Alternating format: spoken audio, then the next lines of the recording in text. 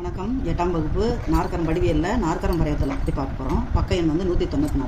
இதில் எடுத்துக்காட்டு கணக்கு பார்ப்போம். இந்த ஃபஸ்ட்டு கணக்கு பார்த்தீங்கன்னா PQ = QR = 5 cm. PQ = QR = 5 cm. அப்புறம் QPR வந்து 50 டிகிரி, PRS 40 டிகிரி, RPS வந்து 80 டிகிரி. இப்போ இதே போல் ஒரு நாற்கரம் கொடுத்துருக்காங்க. இந்த நாற்கரத்தை எப்படி வரையலான்னு பார்க்கலாம். முதல்ல நாற்கரம் வரைகிறதுக்கு 5 அளவுகள் தேவை. இப்போ 5 அளவுகள் கொடுத்துருக்காங்கன்னு பார்த்தீங்கன்னாக்கா 4 அளவு தான் கொடுத்துருக்காங்க. இந்த 5வது அளவாக PQ = QRன்னு சொன்னதால் நம்ம இது 5வது அளவாக எடுத்துக்கலாம். இப்போ எப்படி வரைகிறதுன்னு பார்க்கலாம். முதல்ல வந்து இந்த கணக்கை முதல்ல எழுதிக்கணும். அதுக்கடுத்தது அதற்கு தேவையான உதவி படம் வரைஞ்சிக்கணும். இந்த உதவி படம் வரைஞ்சிக்கிட்டால் தான் நம்ம மெயின் டயக்ராமை போட முடியும். மெயின் டயக்ராம் போடுறதுக்கு ஃபஸ்ட்டு வந்து பேஸ் லைன் வரைஞ்சிக்கணும். பேஸ் லைன் எப்படி வரையுது? PQ தான் இதில் பேஸ் லைன். அதனால் PQ வந்து 5 சென்டிமீட்டருக்கு நம்ம என்ன செய்யணும்? Pலேருந்து Q வரைக்கும் 5 சென்டிமீட்டருக்கு ஒரு லைன் வரைஞ்சிடணும். அதுக்கு அளவை குறிச்சிடணும். இப்போ வந்து பாகைமானி எடுத்துக்கணும். பாகைமானி எடுத்துக்கிட்டு P என்ற புள்ளி இந்த கோடு இருக்குது பாருங்கள், இதுதான் மெயின், இதுதான் பேஸ் லைனு. இந்த 0 டிகிரி இங்கே இருக்கிற மாதிரி நம்ம இங்கே ப்ளேஸ் பண்ணிக்கணும். ப்ளேஸ் பண்ணிக்கிட்டு இப்போ என்ன செய்யணும்? 50 டிகிரி எப்படி எடுப்பீங்க? இந்த பேஸ் லைன் தான் 0. அப்போ இந்த 0லேருந்து 1, 10, 20, 30, 40, 50 இந்த 50 டிகிரியில் இங்கே புள்ளி வச்சுக்கணும். புள்ளி வச்சுக்கிட்டு இந்த பாகைமணியை எடுத்துட்டு என்ன செய்யணும்? இப்போது நம்ம Pயும் இந்த புள்ளியையும் வச்சு நம்ம ஒரு கதிர் வரையணும். கதிர் வந்து எக்ஸ் என்ற கதிர் வரைஞ்சிடணும். அதுக்கடுத்தது பார்த்திங்கன்னா இது 50 டிகிரின்னு குறிச்சிடணும். அதுக்கடுத்தது இதே புள்ளியில் இந்த எஸ் என்ற புள்ளி 80 டிகிரி இங்கே கரெக்டாக இந்த ப்ளேஸ் பண்ணணும். இந்த பாகைமணியை இப்படி வச்சு 80 டிகிரி எடுத்துடக்கூடாது. நீங்கள் என்ன செய்யணும்? இதுதான் பேஸ் லைன். P இந்த எக்ஸ் என்ற ரேவை வச்சு தான் பேஸ் லைனை நீங்கள் வரையணும்.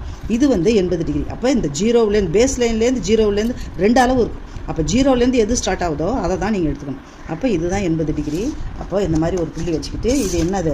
இது ஒய் ஆக்சிஸ், இது கதிர் ஒய். இந்த கதிருக்கு ஒய் போட்டுக்கணும், இந்த கதிருக்கு எக்ஸ் போட்டுக்கணும். இது எத்தனை டிகிரி? 80 டிகிரி. இப்போ பாருங்கள், இங்கேருந்து இந்த பாயிண்ட் Qலேருந்து என்ன செஞ்சுருக்காங்க? 5 சென்டிமீட்டர் இந்த படத்துலேருந்து 5 சென்டிமீட்டர் உதய படத்தை பார்த்துக்கணும். 5 சென்டிமீட்டருக்கு R என்ற கோடு வரும். இப்போ பாருங்கள், ஸ்கேலை இங்கே வச்சுக்கிட்டு இந்த காம்பஸை பாருங்கள், இதால் 5 சென்டிமீட்டர் பாருங்கள், 0லேருந்து 5 சென்டிமீட்டர் அப்படி எடுத்துக்கிட்டு இந்த Qவை மையமாக வச்சு இந்த எக்ஸ் என்ற கதிரில் ஒரு வில்லு வரையணும். வில்லு வரைஞ்சிட்டிங்கன்னா அது எந்த இடத்துல வெட்டுது? இந்த R என்ற புள்ளியில் வெட்டுது. இப்போ வந்து Qவையும் Rஐயும் ஜாயின் பண்ணணும். முதல்ல பாருங்கள், பேஸ் லைன் வரைஞ்சிக்கணும். அப்புறம் எக்ஸ் என்ற கதிர், ஒய் என்ற கதிர் வரைஞ்சிக்கணும். எக்ஸ் என்ற கதிர்லேருந்து 80 டிகிரி ஒய் கதிர் வரைஞ்சிக்கிட்டு இந்த எக்ஸ் என்ற கதிரை எத்தனை சென்டிமீட்டரில் வெட்டணும்? 5 சென்டிமீட்டரில் வெட்டணும். அந்த வெட்டுகின்ற புள்ளி தான் R. இப்போ வந்து PR என்ற இந்த லைனை பேஸ் பண்ணி 40 டிகிரிக்கு எஸ் வரையணும். இங்கே பாருங்கள், இங்கே ப்ளேஸ் பண்ணணும். பாகைமணி இங்கே ப்ளேஸ் பண்ணி இப்போ வந்து ரைட்லேருந்து எடுக்கக்கூடாது. பேஸ் லைன் என்னது? லெஃப்ட் சைடு தான் வருது. அதனால் இங்கே 0 இருக்குது பார்த்தீங்களா டிகிரி, இந்த கோணத்தில் 0 இருக்குது பார்த்தீங்களா, இதுலேருந்து தான் எடுக்கணும். 0 எங்கே வரும்? பேஸ் லைனுக்கிட்ட 0 எங்கே வருதோ அதுலேருந்து தான் நீங்கள் கோணம் எடுக்கணும். அப்போ 40 டிகிரிக்கு இங்கே ஒரு புள்ளி வச்சுக்கணும். புள்ளி வைக்கும்போது நம்மளுக்கு இந்த R என்ற புள்ளியிலேருந்து இந்த ஒய் என்ற கதிருக்கு ஒரு கதிரை வெட்டணும். இது வந்து இஜட் கதிர். இந்த புள்ளியானது எஸ் என்ற புள்ளி.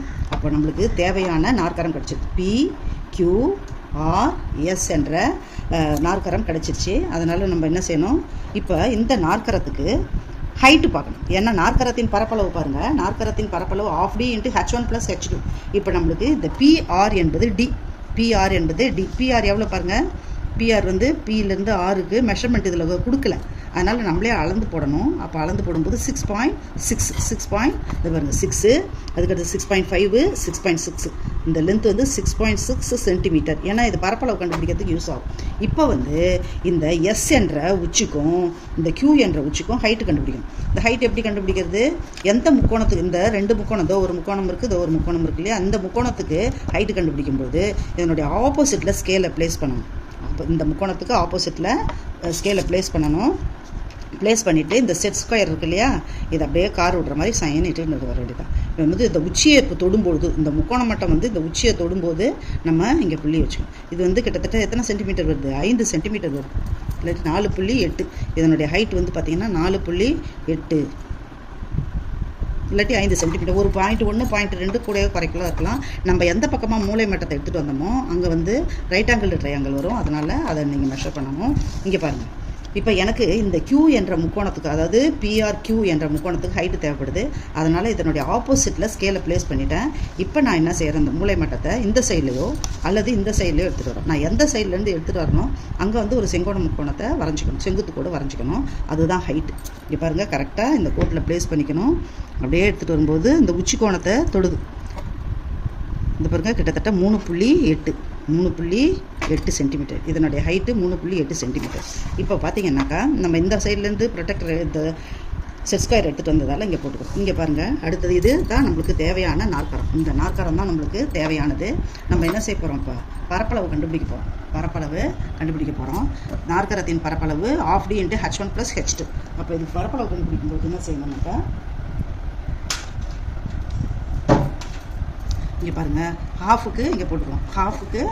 ஹாஃபு டி டயக்னல் எவ்வளோ, 6.6 சென்டிமீட்டர். H1 எவ்வளோ, 4.8 சென்டிமீட்டர். H2 எவ்வளோ, 3.8 சென்டிமீட்டர்.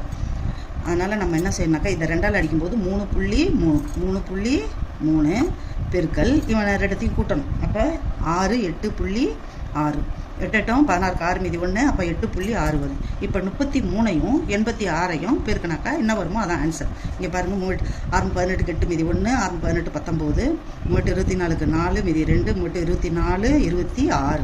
இது பாருங்கள், 8 13 7 1 8 2. இப்போ 2 ஸ்தானம் தள்ளி புள்ளி வைக்கிறதால இதனுடைய பரப்பளவு என்னது, 28.38 சென்டிமீட்டர் ஸ்கொயர்டு போடணும். இதுதான் முக்கியமானது. இந்த பரப்பளவு கண்டுபிடிக்கும் போது முக்கால்வாசி நம்ம நம்ம நோட் புக்கில் வரைகிறதால 30 சென்டிமீட்டர் ஸ்கொயர்டுக்குள்ளே தான் நம்மளுக்கு பரப்பளவு வரும். கிட்டத்தட்ட 30க்குள்ளே தான் நம்மளுக்கு வர்ற மாதிரி பரப்பளவு வர்ற மாதிரி தான் கணக்கு கொடுத்துருப்பாங்க. அதனால் நம்மளுக்கு பயப்பட வேண்டாம். நீங்கள் வந்து 283 அப்படிலாம் வேணாம். இங்கே பாருங்கள், இதோ ஒரு தசம எண் இருக்குது, இதோ ஒரு தசம எண் இருக்குது. 2 தசம எண்ணை ரைட்டில் தள்ளி புள்ளி வைக்கும்போது 28.38 சென்டிமீட்டர் ஸ்கொயர்டுன்றது தான் விடை. தேங்க்யூ.